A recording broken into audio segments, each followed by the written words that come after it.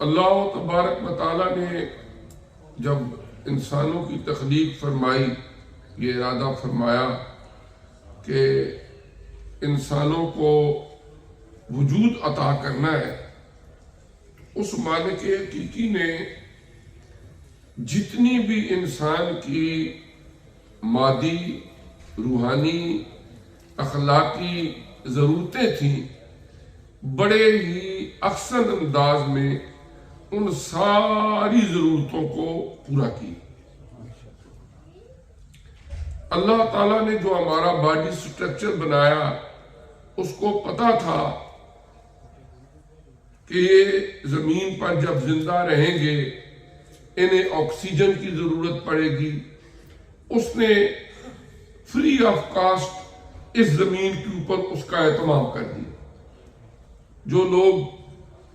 کسی بیماری میں مبتلا ہوتے ہیں، اگر انہیں تھوڑی دیر کے لیے وہ خرید کے مصنوعی آکسیجن لگانی پڑے تو ان کو پتہ چلے کہ اس کی کتنی کاسٹ ہوتی ہے، اور ہم ہر روز ہر سانس کے ساتھ اللہ کی اس زمین کے اوپر اس نعمت کو استعمال کرتے ہیں۔ پھر اس کے بعد ہماری وجود کو، ہماری باڈی کو جو کچھ چاہیے تھا، کھانا پینا، ہر چیز اللہ نے زمین کے اندر پیدا کر دی۔ اور اس کا ایک یہ ہے کہ انسان کا وجود چونکہ مٹی سے بنا، اور ہم جو کچھ بھی کھاتے ہیں وہ مٹی سے ہی پیدا ہوتا ہے۔ پانی بھی ہم زمین سے ہی نکالتے ہیں بور کر کے۔ اس کے علاوہ آپ پھل دیکھیں، اناج دیکھیں، سبزی دیکھیں، جو کچھ بھی کسی بھی شیپ میں اس کو ڈھال کے آپ نے اس کو اپنی غذا بنانا ہے، وہ اللہ تبارک و تعالیٰ نے اسی مٹی سے ہی پیدا فرمائی، اس لیے کہ انسان کے وجود کو بھی اللہ تعالیٰ نے مین عنصر جو ہے اس میں وہ مٹی ہے۔ اب ایک تو بات ہو گئی کہ جی اس زمین کے اوپر رہنا ہے، اللہ نے وہ ساری ضرورتیں پوری کی، لیکن صرف رہنے کے لیے ہی نہیں بھیجا کہ تم نے وہاں پر کھانا پینا ہے، بس زندہ رہنا ہے۔ اس زندہ رہنے کا بھی مقصد بیان کیا، اور زندہ رہنے کا مقصد بنیادی طور پر یہ ہے کہ تم نے میرے ساتھ تعلق وابستہ رکھنا ہے، میری یاد کو اپنے دل میں بسائے رکھنا ہے۔ اب اس کے لیے اللہ تعالیٰ نے کیا نظام بنایا؟ جتنے بھی انبیاء کرام گزرے ہیں، اللہ تعالیٰ نے دو ایسے اجرام فلکی میں سے سیارے بنا دیے، ایک چاند اور ایک سورج، کہ زمین کے اوپر وہ طلوع بھی ہوتے ہیں، غروب بھی ہوتے ہیں۔ اب ایک سکیجول کے طور پر، ایک ٹائم ٹیبل کے طور پر اللہ تعالیٰ نے ہر دور کے اندر کچھ عبادتیں چاند کے طلوع و غروب سے منسلک کر دی، اور کچھ عبادتیں سورج کے ساتھ، اور کچھ ان اوقات کے درمیان کسی وقت بھی کر سکتے۔ مثلا ہم حج کرتے ہیں، وہ چاند کے مطابق جب تاریخ نظر آتی ہے، عیدین ہے، دیگر بہت سارے احکامات شرعی ہیں جن کا تعلق قمری مہینے سے۔ ہم نماز پڑھتے ہیں، جی مغرب کا وقت ہو گیا ہے، کیوں؟ سورج غروب ہو گیا۔ عصر کا ٹائم ختم ہو گیا ہے کیونکہ ابھی سورج غروب ہو گیا۔ فجر کے ٹائم سورج طلوع ہونے سے پہلے پہلے، پھر جب اینڈ سر پہ ہو سورج زوال کا ٹائم ہے، اب نماز نہیں پڑھنی، زوال کا ٹائم ختم ہوا ہے، آپ کا زور شروع ہو گیا، تھوڑا سورج ڈھل گیا ہے، عصر آ گئی ہے۔ یعنی اللہ تعالیٰ نے ایک ایسا نظام انسانوں کو دے دیا، ہر دور کے اندر نمازیں بھی رہیں، روزے بھی رہے، جس طرح قرآن نے خود ان چیزوں کو بیان فرمایا ہے۔ اب ان کے لیے اللہ تعالیٰ نے انسان کو ہر دور کے اندر ایک ٹائم ٹیبل دے دیا کہ تم نے اپنی دنیا کی زندگی کے جتنے دن مقرر ہیں یہ گزارنے، لیکن اس کے ساتھ ساتھ تم نے کچھ چیزیں وہ ہیں جنہیں تمہارے اوپر فرض کر دیا ہے، کچھ وہ ہیں جو آپشنل رکھی ہیں، کچھ وہ ہیں کہ جن کو حرام کیا ہے، کچھ چیزیں وہ ہیں کہ جن کو کراہت کی نظر سے دیکھا جاتا ہے کہ ناپسندیدہ ہے۔ تو ان ساری چیزوں کا تم نے خیال رکھتے ہوئے اپنی زندگی کے دن جو ہے وہ گزارتے رہنا ہے۔ اب اس سارے نظام کو انسان تک پہنچانے کے لیے اللہ تعالیٰ نے ایک مربوط اور مضبوط یہ نظام بنایا کہ ازل سے ہی کچھ لوگوں کو چن لیا جن کے سر پہ نبوت اور رسالت کا تاج سجا دیا۔ اب انہیں بھیجا کہ یہ جو میری عبادت، میرے ساتھ تعلق، میرا ذکر اذکار کرنے کا طریقہ ہے، چونکہ اس زمین کے اوپر طرح طرح کے فسادات ہوں گے، انسانوں کو گمراہ کرنے کے لیے شیطان، نفس امارہ یہ اپنی بھرپور کوششیں کریں گے، لہذا اے میرے انبیاء اور رسل، تم نے اس زمین پر اپنے اپنے وقت کے مطابق جا کے ان انسانوں کو سیدھا رستہ بتاتے رہنا ہے، پیشوائی اور رہنمائی کا فریضہ سر انجام دیتے رہنا۔ اب جس وقت ایک وقت وہ آیا کہ انسانیت کہاں حضرت آدم علیہ السلام سے جب یہ سفر شروع ہوا، کم و بیش 1,24,000 انبیاء کرام اس زمین پر انسانوں کی ہدایت کے لیے تشریف لاتے رہے۔ جب انسانیت بالکل اپنے پیک پہ پہنچ گئی، کلائمیکس پہ پہنچ گئی، عالم شباب تک پہنچ گئی، اللہ تبارک و تعالیٰ نے آقا نامدار مرشد قلب و نظر حضرت محمد مصطفیٰ صلی اللہ علیہ وآلہ وسلم کو ختم نبوت کا تاج پہنا کے اس زمین پر مبعوث فرمایا کہ اب آپ کے بعد تا قیام قیامت کوئی اور نبی نہیں آئے، آپ اللہ تعالیٰ کے آخری نبی اور آخری رسول۔ جب حضرت ابوبکر صدیق رضی اللہ تعالیٰ عنہ نے منصب خلافت سنبھالا تو صحابہ کرام رضوان اللہ تعالیٰ علیہ مجمعین کا پہلا اجماع جس بات پر ہوا وہ یہ کہ مسیلمہ کذاب ایک شخص تھا، اس نے جھوٹی نبوت کا دعویٰ کیا اور اس کے خلاف باضابطہ طور پر جنگ ہوئی جس کو جنگ یمامہ کہا جاتا ہے، اور 1200 صحابہ اکرام اس کے اندر شہید ہوئے، جن میں 700 کے قریب وہ تھے جو حافظ قرآن تھے، جن کو بائی ہارٹ قرآن پاک یاد تھا، اور یہ ختم نبوت پر اجماع تھا صحابہ کرام کا حضور علیہ السلام کے وصال مبارک کے بعد۔ اس نے جھوٹی نبوت کا دعویٰ کیا اور اس کے بعد بھی مختلف ادوار میں آج تک کئی ایسے دجال جو جھوٹی نبوت کے دعوے کرتے رہیں گے۔ البتہ اہل ایمان کا ہمیشہ سے یہ عقیدہ رہا ہے کہ حضور نبی کریم علیہ السلام کی تشریف آوری کے بعد تا قیام قیامت کوئی اور نبی نہیں آئے گا کسی بھی شکل و صورت میں۔ حضرت عیسیٰ علیہ السلام کی تشریف آوری ہوگی، لیکن اپنی نبوت کا دور وہ پہلے گزار چکے ہیں، اب وہ آئیں گے بھی تو حضور علیہ السلام کے امتی کی حیثیت سے آئیں گے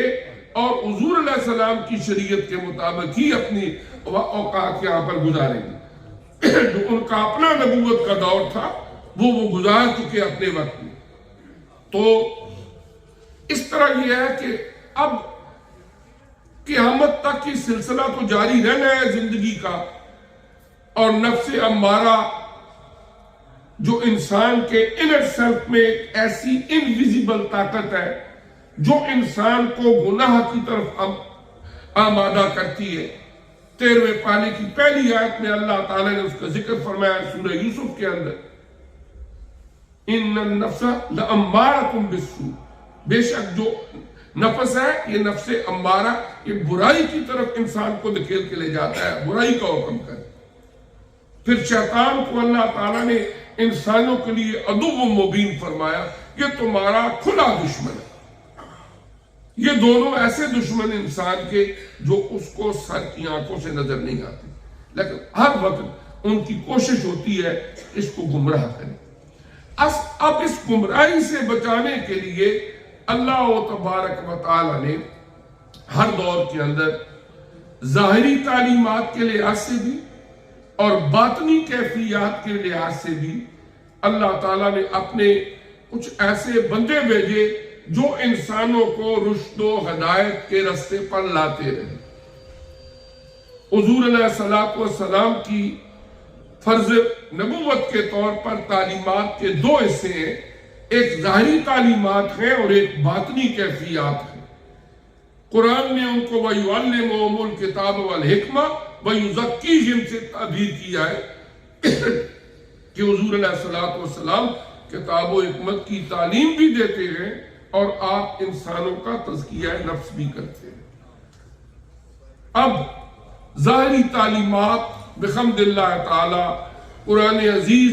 صدیاں بیتنے کے باوجود، ان گنت سازشوں کے باوجود اپنی اصلی شکل میں موجود ہے۔ حضور نبی کریم علیہ السلام کے ارشادات عالیہ وہ اپنی اصلی شکل کے اندر موجود ہیں، اور حضور نبی کریم علیہ السلام نے گفتگو کرتے ہوئے اگر اپنے کسی انگلی کا اشارہ کیا تو قیامت تک وہ بھی زندہ ہے۔ مثلا اس کی مثال آپ دیکھیں کہ بخاری شریف کی روایت ہے، حضور علیہ السلام نے اپنے صحابہ اکرام کو فرمایا کہ وہ جسے اللہ تعالی 3 بیٹیاں عطا فرمائے، وہ ان کی پرورش کرے، اچھی تربیت کرے، ان کی شادیاں کر دے، وہ اور میں کل قیامت کے دن ایسے ہوں گے جیسے یہ 2۔ اب بات تو سمجھ نہیں آتی نا، آپ نے فرمایا کہا تعین، جیسے یہ 2، اور اس وقت آپ نے اپنی ان انگلیوں کا اشارہ فرمایا۔ اور قیامت تک جتنے محدثین اس حدیث کو روایت کرتے رہیں گے، جب تک وہ اپنا ہاتھ اٹھا کے یہ نہیں کریں گے بات سمجھ نہیں آئے گی۔ یعنی آپ نے گفتگو کرتے ہوئے جو اشارہ بھی کیا وہ بھی آج تک محفوظ ہے، اور اس کی وجہ اس میں کسی عام بندے کا کمال نہیں ہے۔ اصل بات یہ ہے کہ اللہ تعالیٰ نے قرآن پاک میں فرمایا اِنَّا نَحْنُ نَزَّلْنَا الذِّكْرَ وَإِنَّا لَهُ لَحَافِظُونَ، بے شک ہم ہی اس ذکر کو، اس سے مراد قرآن بھی ہے، اس سے مراد دین اسلام بھی ہے، اس کو بھیجنے والے بھی ہم ہیں، نازل کرنے والے بھی ہم ہیں، اور اس کی حفاظت بھی ہمارے اپنے ذمے۔ اللہ تبارک و تعالیٰ نے خود اپنے ذمے اس کی حفاظت لی، اور اس حفاظت کے لیے ہر دور کے اندر اللہ تعالیٰ کچھ نہ کچھ اپنے بندوں کو یہ توفیق دے دیتا ہے کہ وہ ان برکات نبوت کو بھی تقسیم کرتے رہتے ہیں اور ظاہری تعلیمات کو بھی آگے دوسرے قلوب و اذہان تک پہنچاتے رہتے ہیں۔ آپ دیکھیں نا، اس وقت ہمارے مسلمان ملکوں میں ایک عجیب صورتحال ہے۔ اگر جدید علوم کو آپ دیکھیں، ٹیکنالوجی کی یونیورسٹیز حکومت کے زیر اہتمام، آئی ٹی کے بڑے بڑے ادارے، بلکہ باہر کی یونیورسٹیوں کے بڑے بڑے کیمپس بڑے بڑے شہروں کے اندر ان گنت اور بے شمار، جن کی بڑی ہی ہائی فیسیں بھی ہیں، لوگ پے کرتے ہیں۔ حکومت کا اربوں کا بجٹ ہے ان اداروں کے لیے، ان یونیورسٹیز کے لیے، لیکن سوال یہ ہے کہ کیا ہمارے مسلمان ملک آئی ٹی کے اندر خود کفیل ہو گئے؟ انہوں نے جی میل، گوگل، فیس بک کے مقابلے میں کوئی ایسا اپنا نظام بنا لیا کہ ان کی ضرورت نہ پڑے انہیں؟ انجینئرنگ کے اندر کیا وہ اتنے زیادہ خود کفیل ہو گئے کہ وہ ہر چیز اپنی ضرورت کی خواہ دفاع سے متعلق ہو یا عام ضروریات زندگی سے متعلق ہو وہ خود تیار کرے اور انہیں ضرورت پیش نہ آئے؟ بلکہ جو سخت ٹھنڈے ملک ہے جہاں برف ہوتی ہے، وہاں کے لوگ انجینئرنگ کے ذریعے ہمارے اے سی اور ہماری فریجوں کے فارمولے ہمیں بتاتے ہیں کہ ایسے بنانا ہے، جبکہ گرم ملکوں کو خود بنانے چاہیے تھے۔ ایک طرف یہ صورتحال ہے، اربوں کے بجٹ لیکن خود کفیل نہیں۔ دوسری طرف اگر آپ کمپیریٹیولی دینی تعلیم کو دیکھیں، حکومت کا جتنا ٹیکس ہوتا ہے اس میں 1 پیسہ عموماً ہمارے ملکوں کی اگر بات کریں، 1 پیسہ اس میں سے وہ نہیں لگاتے، اس لیے کہ جہاں سے لیتے ہیں قرض ان کی پہلی شرط یہ ہوتی ہے کہ اس سے دین کا کام کوئی نہیں کرنا۔ کسی دینی ادارے کو نہیں دینا، وہ ڈونیشن پر چلتے ہیں۔ لیکن اس کے باوجود اگر لاکھوں مسجدیں ہوں اور وہاں پر رمضان میں قرآن سنانا ہو تو وہاں پر 10 گنا زیادہ حافظ قرآن موجود ہے، بلکہ 50 گنا زیادہ حافظ قرآن موجود ہے، خود کفیل ہے، کبھی ضرورت پیش نہیں آتی کہ ہمیں باہر سے لاؤ۔ اسی طرح یہ جو دینی ادارے اور یہ اپنا کام کر رہے ہیں، اصولی طور پر چاہیے یہ تھا کہ حکومتیں اپنی سرپرستی کے اندر ایک ایسا نظام تعلیم مرتب کرتی جس کے اندر دینی اور دنیاوی تعلیم کا حسین امتزاج ہوتا،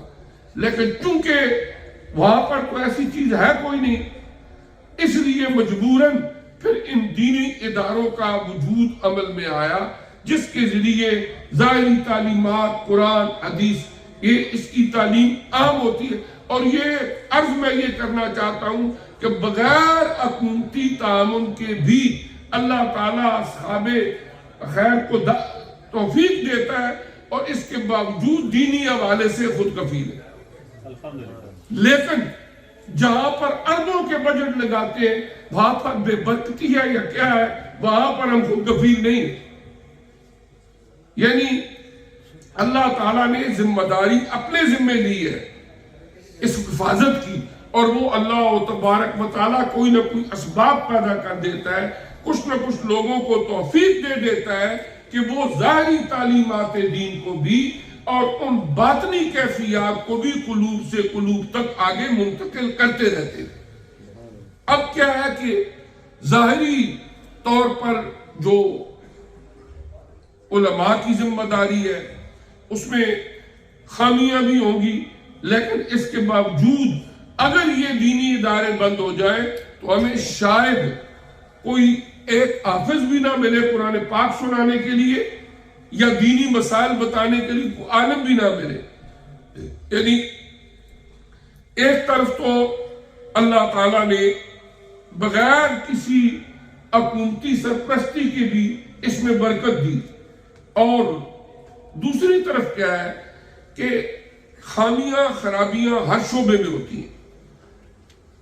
لیکن چند خامیوں کی وجہ سے صرف بے دین لوگوں کے سوچ اور فکر کو اپناتے ہوئے یہ کہہ دینا کہ یہ ہونے ہی نہیں چاہیے یا ان کے خلاف کوئی مہم چلانا، یہ ان لوگوں کی سازش ہے جو دین دشمن ہے۔ اب کیا ہے کہ جو ہمارا موضوع ہے ہم اس کی طرف آتے ہیں کہ اللہ تبارک و تعالیٰ نے قیامت تک جب انسانوں کو یہاں پر زندہ رکھنا ہے تو گمراہی کے چانسز موجود ہیں، اس گمراہی سے بچانے کے لیے ظاہری تعلیمات کو بھی محفوظ رکھا، اور اہل اللہ میں سے کچھ ایسے لوگ بھی ہر دور کے اندر آتے رہے کہ جنہوں نے ذکر اذکار کے ذریعے لطائف و مراقبات کے ذریعے انسانوں کی ایسی باطنی اصلاح کی کہ ان کے اندر ایک سپرٹ، ایک جذبہ پیدا کر دیا اس دین اسلام کے احکامات کی پیروی۔ اگر آپ جو کروسیڈ وارز ہیں، صلیبی جنگیں ہیں، ان میں دیکھیں تو حضور غوث اعظم الشیخ عبد القادر جیلانی رحمت اللہ تعالی علیہ ان کے صاحبزادے بھی وہاں پر لیڈ کر رہے تھے، اور سلطان صلاح الدین ایوبی رحمت اللہ تعالی علیہ 2 دفعہ مجھے وہاں فلسطین جانے کا موقع ملا، ان کی جو رہائشگاہ ہے وہ اب بھی موجود ہے، اور ان کی رہائشگاہ کے ساتھ اب بھی وہاں لکھا ہوا ہے کہ یہ آپ کی خانقاہ تھی۔ عمومی طور پر یہ سمجھا جاتا ہے کہ شاید وہ صرف ایک فوجی تھے، وہ ایک صوفی بزرگ بھی تھے، اور جس مسجد میں وہ خطبہ دیتے تھے اس کا ممبر بھی ابھی محفوظ ہے، اور وہاں لکھا ہوا ہے کہ یہاں حضرت سلطان صلاح الدین ایوبی آ کے خطبہ جمعہ دیا کرتے تھے، اور وہ راتوں کو لوگوں کو بٹھا کے ذکر اذکار کراتے، ان کی باطنی اصلاح کی کوشش کرتے، اس لیے کہ جب تک انسان کے باطن کی آلائشیں وہ ختم نہیں ہوتی اس وقت تک اس کے اندر دین کے احکامات پر عمل کرنے کا جذبہ پیدا ہو ہی نہیں سکتا۔ بلکہ حضرت علامہ اقبال رحمۃ اللہ نے فرمایا تھا، دی مجو اندر کتب اے بے خبر، علم و حکمت از کتب دی از نظر، کہ کتابوں سے علم و حکمت کی باتیں ملتی ہیں، لیکن دین اس وقت تک انسان کے اندر جاگزین نہیں ہوتا جب تک کسی آل اللہ میں سے کسی کی نگاہ فیض سے اس کا تزکیہ نفس نہ ہو۔ جس وقت تک وہ ذکر اذکار کے ذریعے اپنے اندر وہ جذبہ پیدا کر لے کہ اللہ اسے تہجد کے وقت اٹھنے کی توفیق عطا فرما دی، وہ اللہ تبارک و تعالیٰ کو کثرت کے ساتھ یاد کرنے والا بن جائے، اس کے اندر اللہ کی، اللہ کے نبی کی محبت پیدا ہو جائے، تو پھر ہی اس کو دین کی تعلیمات پر عمل کی توفیق ملتی ہے۔ اور انہی لوگوں کو قرآن عزیز نے فرمایا کہ یہ اولیاء اللہ ہیں۔ اور ہر دور کے اندر ان صوفیاء نے، ان بزرگان دین نے جہاں پر بھی ڈیرا لگایا، وہاں پر لوگوں کو بے لوث انداز میں اللہ کی طرف راغب کیا، اللہ کی محبت ان کے دلوں کے اندر ڈالی، اور برے صغیر کے اندر تو خصوصی طور پر اسلام پھیلا ہی ان صوفیاء اور ان بزرگان دین کی وجہ سے ہے۔ مثال کے طور پر آپ دیکھیں کہ حضرت خواجہ معین الدین چشتی اجمیری رحمت اللہ علیہ، انہوں نے اجمیر کے اندر ڈیرا لگایا۔ حضرت نظام الدین اولیاء رحمت اللہ علیہ وہ دہلی میں تھے، جو اس وقت ایک برے صغیر کا دل تھا۔ اسی طرح حضرت داتا گنج بخش رحمت اللہ علیہ وہ افغانستان سے ہجرت کر کے لاہور میں آئے۔ اب کیا تھا، یہ درویش منش لوگ تھے، اور جو بھی ان کے قریب آتا بغیر کسی لالچ کے، بغیر کسی عرض کے، ان کے اندر ایک ہی جذبہ تھا کہ ان کو اللہ کے قریب کرنا ہے۔ اور بے شمار وہ غیر مسلم لوگ جو ان کے قریب ہوئے، اللہ نے انہیں دولت اسلام سے منور کر دیا قلوب و اذان کو۔ تو یہ اللہ تعالیٰ کے جو نیک بندے اولیاء اللہ ہے۔ اب مسئلہ یہ ہے کہ زمین کے اوپر جھوٹے خدائی کے دعوے دار کیا نہیں رہے؟ کیا فرعون نے نہیں کہا تھا انا ربکم الاعلی، کہ میں تمہارا سب سے بڑا رب ہوں موسیٰ علیہ السلام کو؟ کیا نمرود نے خدائی کا دعویٰ نہیں کیا تھا؟ بے شمار ایسے گزرے۔ اگر سچے خدا کے مقابلے میں جھوٹی خدائی کے دعوے دار بن سکتے ہیں، کیا جھوٹی نبوت کے دعوے دار آج تک نہیں رہے؟ اگر سچے نبیوں کے مقابلے میں جھوٹی نبوت کے دعوے دار بن سکتے ہیں، تو ہمیں قرآن و حدیث کو کرائیٹیریا بنا کے